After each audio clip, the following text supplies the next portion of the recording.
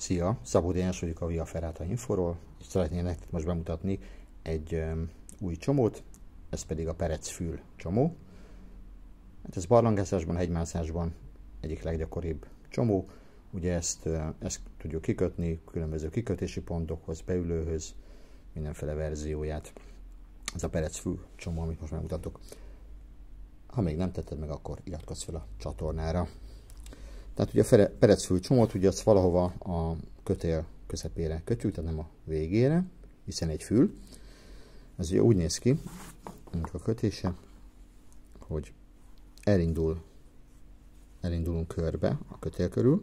Ugye így, hogyha itt dugnánk át, akkor ez egy sima marinéni csomó lenne, ezért nem így fogunk tenni, hanem még egy kört teszünk, és innen kerül bedugásra a csomó. És itt, hogy ne kellene annyit variálni, itt ezt át tudjuk fordítani, és akkor utána nem nagyon kell rendezni a csomót. Csak meg kell húznunk, hogy egyenként meghúzzuk a szárakat. Jó erősen. És kész is vagyunk vele. Jó, ennek a fülnek minél kisebbnek kell lennie, hogy csak egy karabinert lehessen bedugni, mert hogyha nagy, akkor közlekedés szempontjából, illetve eszközhasználat szempontjából kicsit nehezebb a dolgunk. Jó, tehát mutatom még egyszer, tehát ugye itt látjátok, itt párhuzamosan futnak a szálak, ez egy lényeges dolog. Itt a fül, amiben tudunk akasztani, és itt az elmenő két kötélszár.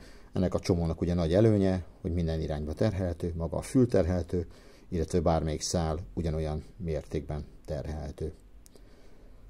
Az elrendezés nagyon fontos, hiszen ha nem rendezzük el a csomót, akkor nagyon nehéz a kibontása ennek a csomónak, illetve nyilván a terhelés nem úgy viseli, tehát könnyebben nyíródik.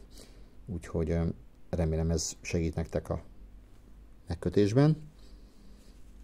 Mutatom azt még egyszer a kicsit így a szétszedve. Jó, tehát ugye nem ide dugjuk, mert itt egy marinéni, hanem itt jön be. Csomó, fül, és így meghúzzuk száranként.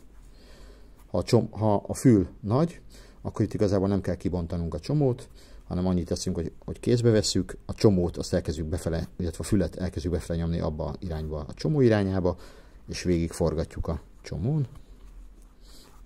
Meghúzogatjuk ugyanúgy, és akkor egész kis fül lesz belőle. Jó, remélem hasznos volt a videó. Ha még nem tetted meg, iratkozz föl, vagy örülök, hogyha nyomsz egy like vagy egy dislike jelet. Köszi, szia!